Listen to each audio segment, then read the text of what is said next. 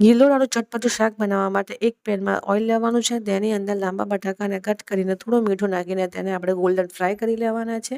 બટાકા ફ્રાય થઈ જાય એટલે તેને બહાર કાઢી લેવાના છે અને પાછા એ જ પેનમાં આપણે લાંબા ગિલોડાને કટ કરીને એડ કરવાના છે.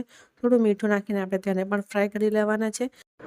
ગિલોડા થોડા સોફ્ટ અને થોડો કલર ચેન્જ થાય એટલે આપણે તેને બહાર કાઢી લેવાના છે અને પાછું એ જ પેનમાં થોડું ઓઇલ લેવાનું છે, તજ લેવાનું છે, લાલ મરચાં નાખવાના છે, તમાલપત્ર નાખવાનું છે અને જીરું નાખવાનું છે. હલકો કલર ચેન્જ થાય એટલે આપણે ઓનિયન નાખી દેવાના છે. ત્યાર પછી ફ્રાય કરેલા બટાકા એડ કરી દેવાના છે. તેની અંદર ધાણા જીરું પાવડર, હળદર પાવડર, મરચાંની ભૂકી, મીઠું, આદુ લસણ અને મરચાંની પેસ્ટ નાખી દેવાની છે. પછી ગિલોડા ફ્રાય કરેલા અહીં આપણે એડ કરી દેવાના છે. તેને સારી રીતે સોટે કરી લેવાનું છે અને 10 થી 15 મિનિટ સુધી આપણે ઢાંકીને કૂક કરી લેવાનું છે.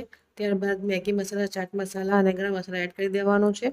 2 થી 3 મિનિટ સુધી પાછું આપણે તેને કૂક કરી લેવાનું છે. છેલ્લે ધાણા નાખીને આપણે આપણી સબ્જી તૈયાર કરી લેવાની છે.